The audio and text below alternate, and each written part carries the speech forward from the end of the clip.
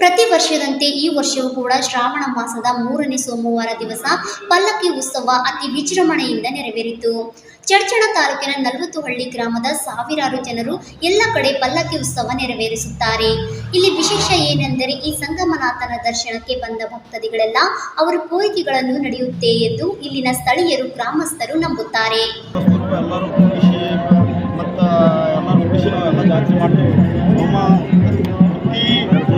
ಶ್ರಾವಣ 3ನೇ ಸೋಮವಾರಕ್ಕೊಮ್ಮ ನಮ್ಮ ಚಡ್ಚಣ ಗ್ರಾಮದಲ್ಲಿ ಜಾತ್ರೆ ಮಾಡ್ತೀವಿ ಮತ್ತು ಪ್ರತಿ ವರ್ಷಕ್ಕೊಮ್ಮ ದೊಡ್ಡ ಜಾತ್ರೆ ಅಂತಂದು ಹೇಳಿ ನಮ್ಮ ಚಡ್ಚಣ ಜಾತ್ರೆ ಒಂದು ಇರ್ತದೆ.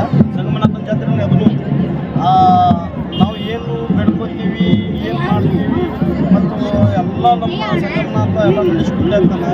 ನಮ್ಮ ಊರಿಗೆ ಎಣ್ಣೆ ಅಂತ ಇಲ್ಲಿ ಹಳೆ ಪುರಾತನ ದೇವಸ್ಥಾನದಲ್ಲಿ ಇಲ್ಲಿ ಉದ್ಭವವಾದ ಸಂಗಮನಾಥ ಜೀವಂತ ದೇವರೆಂದು ಸ್ಥಳೀಯರ ಅಭಿಪ್ರಾಯ. ಸ್ಥಳೀಯರು ಹಾಗೂ ಸುತ್ತಮುತ್ತಲ ಗ್ರಾಮಸ್ಥರು ದೇವರ ದರ್ಶನ ಪಡೆದರು.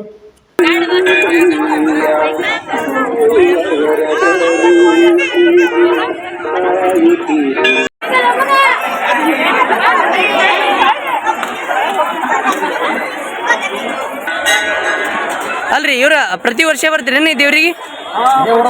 ಇದೇ ಊರ್ದವ್ರಾ? ಹಾಂ. ಎಷ್ಟು ವರ್ಷಕ್ಕೊಂದ್ಸಲ ಮಾಡ್ತಾರ ಏನು? ಪ್ರತಿ ವರ್ಷ ಮಾಡ್ತಾರೆ. ಎಷ್ಟು ಜನ ಬರ್ಬೋದು ಈ ದೇವಸ್ಥಾನಕ್ಕೆ? ಹಾಂ, ಅಂದಾಜು ಈ ತಾಲೂಕು ಹೊರಗಿನವರೆಲ್ಲ ಬರ್ಬೋದು. ಹಾಂ, ಏನು ಹೇಳಕ್ ಬಯಸ್ತೀರಾ ಈ ದೇವಸ್ಥಾನ ಬಗ್ಗೆ? ವಿಶೇಷತೆ ವಿಶೇಷತೆ ಇತಿಹಾಸ ಕಾಲದಿಂದಲೂ ಜಾತ್ರೆ ನಡ್ಕೊಂಡು ಬರ್ತಾ ಇದೆ. ತಮ್ಮ ಹೆಸರು ಚೇತನ್ ಮಠ ಅಂತ. ಮತ್ತೆ ಯಾರು ನೀವೇನೇನು ಹೇಳಿ ಬಯಸ್ತೀರಾ? ನಾವು ಹೇಳ್ತೇವೆ ರೀ, ಪ್ರತಿ ವರ್ಷ ಬರ್ತೀವಿ ರೀ. ಶ್ರಾವಣ ಸೋಮವಾರ ಜಾತ್ರೆ ಇರ್ತಾವೆ ರೀ. ವರ್ಷಕ್ಕೆ